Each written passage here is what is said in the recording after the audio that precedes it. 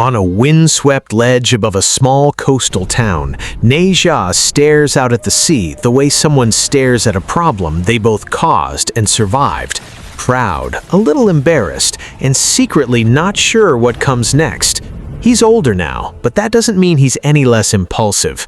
If anything, the world expects more from him. People cheer when he passes, children mimic his moves, and his name is spoken like a promise that everything strange will somehow work out. That's where we pick up. Nazha's fame has become its own weight, and he's trying to figure out what being a hero really means when the applause fades and someone still has to sweep the village square. Life has quieted for a while. Li Jing, Nazha's father, tries to act like everything's back to normal, but he's doing it the way parents do, overcompensating with lectures and poorly timed dinners. Tai Zhenren is still around, meditating, keeping an eye on Nazha and his sometimes questionable decision-making. Ao Bing, who once stood at the opposite side of a battlefield, is here too, a living reminder that enemies can change and that the heart is messy. Their friendship is awkward, sweet, and full of old tension, which makes the easy jokes and barbs between them actually feel earned. The peace is broken, as peace so often is in stories like this, by something ancient and patient.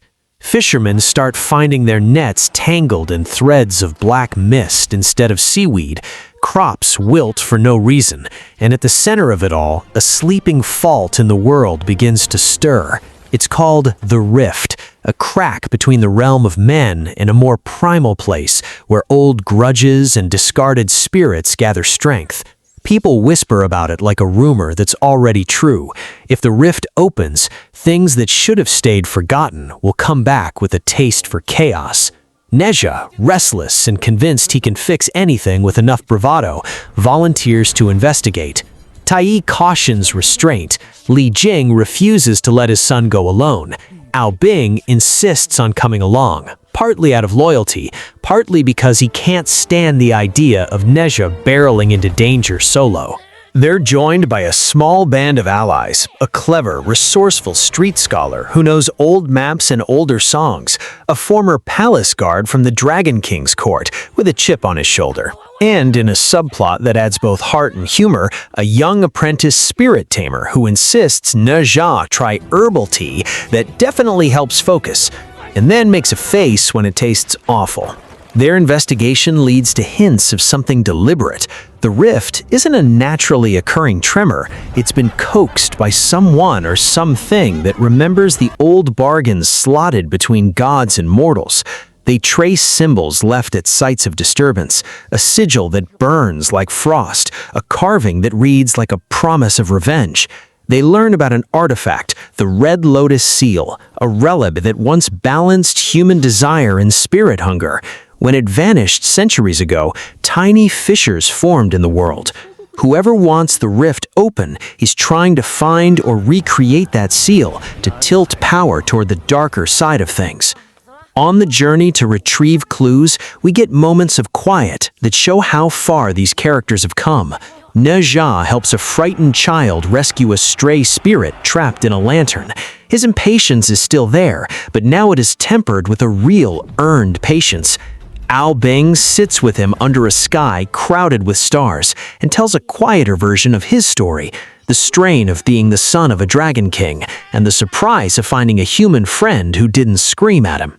It's in these small, human beats that the film spends its best energy.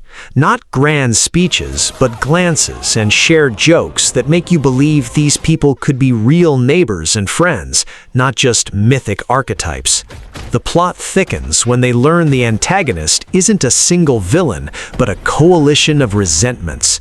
First among them is a disgraced archivist spirit, a keeper of lost deals, who believes mortals betrayed spirits long ago. He's clever and patient, using whispers and promises to rally other forgotten things, a tide of bitterness rather than a single fist. He partners, reluctantly, with a human noble who's tired of the rigid order that ties her people to the old powers. She wants change, even if the price is unpredictable. The film does something smart here. It avoids the simple bad guy wants destruction trope, instead shows a more complex motive. Characters who feel wrong to look appealing when their grievances are real. The danger is how the path to redress becomes violent. Nazha and company try a few different tactics. There's a heist-style sequence where they infiltrate a sunken archive, and it's playful and inventive. Puppetry, old traps, and Nazha doing the thing he does best, flinging himself into impossible angles and somehow making them work. This sequence gives Ao Bing a chance to shine as well. He uses his command of water in unexpected ways, not just for brute force, but to translate the music of currents into signals. Their teamwork solidifies, and the film earns the bond between the two without being preachy about it. But the enemy escalates, the rift pulses, and we get a beautiful, eerie sequence where the landscape literally folds. Willow trees whisper in languages the locals haven't heard for generations, and statues blink awake like sleepy giants. One of the more memorable scenes sends them into an old ceremonial hall where echoes play like recordings of regret. The camera work, or in animation, the framing, makes it feel like memory itself is a room you can walk through. In another quieter moment, Nazha confronts a version of his own legend, a puppet parade of tales about him that have been embroidered to mythic proportions.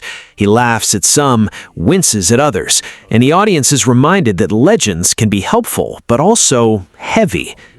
The midpoint turns when the red lotus seal is found, not in some grand vault, but tucked away in a village shrine where an old woman has been keeping it safe without fully understanding what it was. That discovery toys with the classic power belongs to the people idea. The seal's history is messy, partly sacred, partly cursed, and completely human. The antagonist tries to take it, and in the skirmish that follows, someone close to the heroes pays a real price. I won't lie, it's the kind of moment that catches you off guard, because the film doesn't pretend everything will be easily fixed. It's a reminder that stakes matter. After that loss, the characters don't instantly know what to do. There's an argument, heartfelt, loud, and necessary between Nazha and Ao Bing about whether to patch the world by force or to try to heal it through understanding. Nazha's instinct is still to act. Ao Bing pushes for strategy. Li Jing, who's been dealing with his own guilt about raising a child who was born under destructive circumstances, has a quiet scene where he finally admits he's scared, not just for Nazha, but for the man he might become. This honesty is the kind of emotional scaffolding that supports the finale. The film keeps its stakes human, even while it scales up the spectacle. The climax is the kind of set piece the film's been building toward. The rift opens fully over a once gentle harbor, and the sky is a bruise of colors as spirit and storm collide. There's massive action, dragons made of water, spirits that twist into chains, and old defenses that awaken to protect what they still love. Nazha and Ao Bing fight side by side, their styles complementary.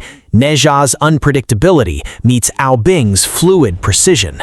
But physical fighting isn't enough. The coalition of resentments is powered by centuries of broken promises, and you can't punch away a historic grievance. There are smaller touches that make the ending stick. The apprentice spirit tamer opens a school for fragile spirits so they don't end up as resentful ghosts. The former palace guard helps restructure his court to be more transparent, and the old archivist is given a role that allows him to document grievances and remedies instead of letting them fester. It's not utopia.